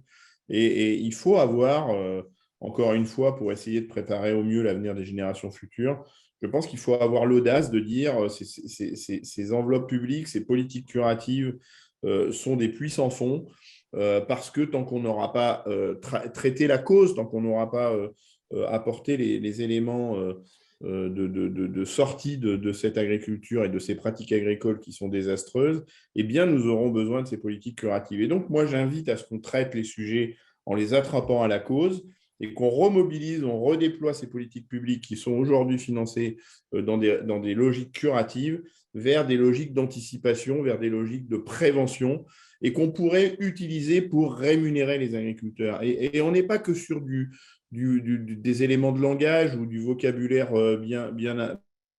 bien senti. C'est-à-dire qu'aujourd'hui, beaucoup d'agriculteurs disent « nous, on n'en veut plus des subventions, on a l'impression d'être assistés ». Eh bien, moi, ce que je propose, c'est qu'on les rémunère. Et c'est un peu les paiements pour services écosystémiques qu'évoquait Maria juste avant. C'est-à-dire qu'on considère que l'agriculture peut prendre soin du climat, peut prendre soin de la biodiversité, et on utilise ces enveloppes qui sont absolument pharaoniques, qui sont aujourd'hui tournées vers des logiques curatives, pour rémunérer des agriculteurs qui prennent soin de l'intérêt commun, qui prennent soin du climat et qui donc vont séquestrer des gaz à effet de serre, qui vont utiliser les terres agricoles pour séquestrer ces gaz à effet de serre. Et donc là, on sort vraiment d'une toute autre logique où on est dans l'anticipation, dans la prévention et dans des logiques qui s'inscrivent dans le long terme, avec une vision à long terme et une approche globale nécessaire si on veut sortir de ces logiques-là dont on identifie aujourd'hui assez bien toutes les limites. Voilà, je vous remercie beaucoup de m'avoir invité, de m'avoir permis de participer à vos débats. Et un homme politique français disait la route est droite, même si la pente est raide, mais la route est droite. Merci beaucoup. Merci beaucoup à nos deux eurodéputés qui ont trouvé un petit peu de temps pour se joindre à nous aujourd'hui. John, est-ce que vous voulez continuer?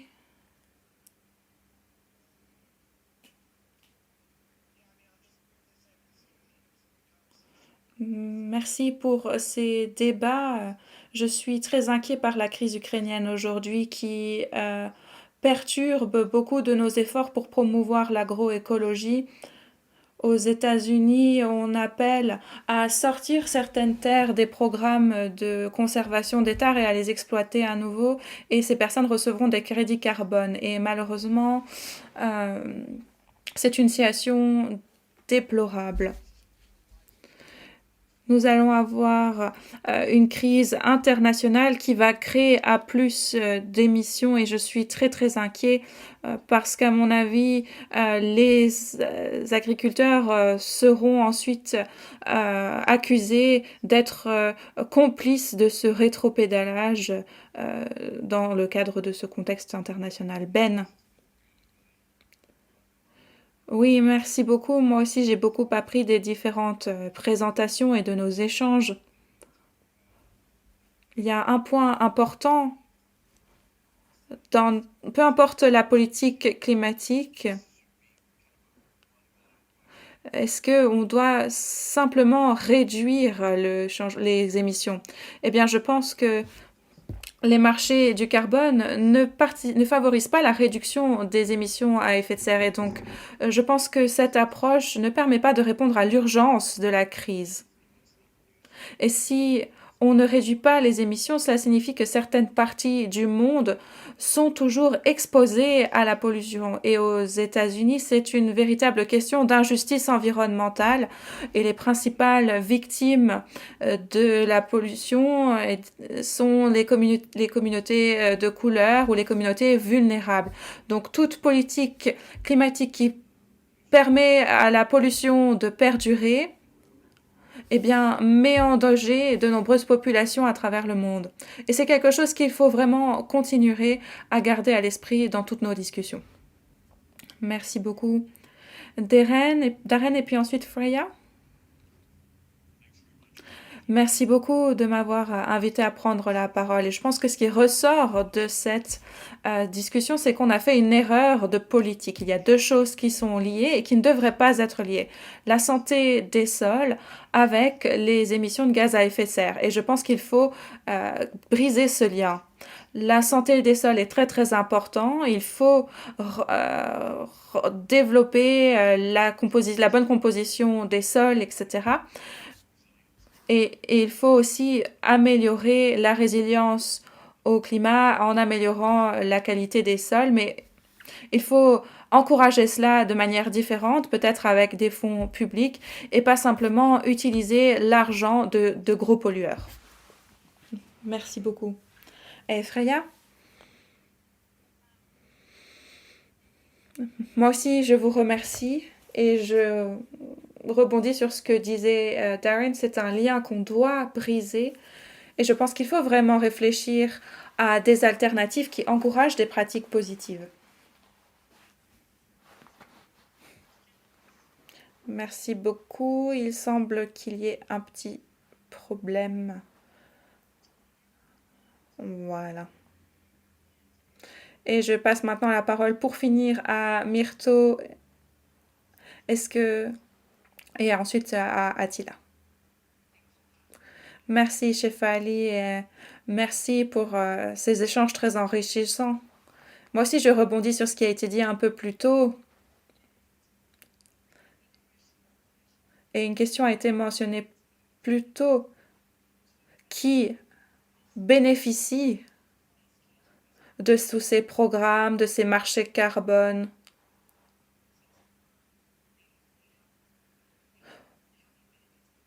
On voit bien que ce n'est pas l'environnement ou le climat qui bénéficie de ces programmes, ni même les agriculteurs ou d'autres acteurs de la protection de l'environnement. Donc voilà, il nous faut des politiques publiques ambitieuses, solides, qui conduisent le changement et qui ne sont pas aux mains mises du secteur privé. Attila, le meilleur pour la fin. Merci beaucoup, Shefali. Je suis ravie d'avoir participé à ces échanges. Ça m'a permis également d'en apprendre davantage et de mieux connaître ces systèmes de marché du carbone et voir un peu quelles sont les répercussions pour l'Europe. Donc moi, je pense qu'il faut vraiment dire protégeons et utilisons nos terres pour l'agroécologie, pour protéger l'environnement, protéger le climat. Les agriculteurs qui mettent en place ces pratiques doivent être soutenus par de l'argent public pour que ces agriculteurs puissent avoir des prix justes et puissent continuer à faire ce qu'ils font. Et vraiment, je rebondis tout sur ce qui a été dit, tout ce qui est financement privé ne doit pas intervenir. Il faut éviter la confrontation victime-agresseur. Et il ne faut pas qu'on ait des sources de financement privé qui participent à ces débats publics. Donc voilà, on a une bonne idée générale de comment changer cela, améliorer la souveraineté alimentaire et l'environnement. On a juste besoin d'un peu plus de courage et de mettre en place et de promouvoir une ambition plus forte. Merci beaucoup et je serai ravie de continuer nos échanges en dehors de ce webinaire. Merci à tous d'avoir participé, d'être restés avec nous pendant ces 2 heures. Merci à nos panélistes, à nos intervenants, à nos organisateurs également. Donc, merci beaucoup. Il y a énormément de questions qui ont été posées sur le webinaire, sur les ressources postées dans la messagerie. Nous vous contacterons très rapidement à ce propos. Merci et au revoir.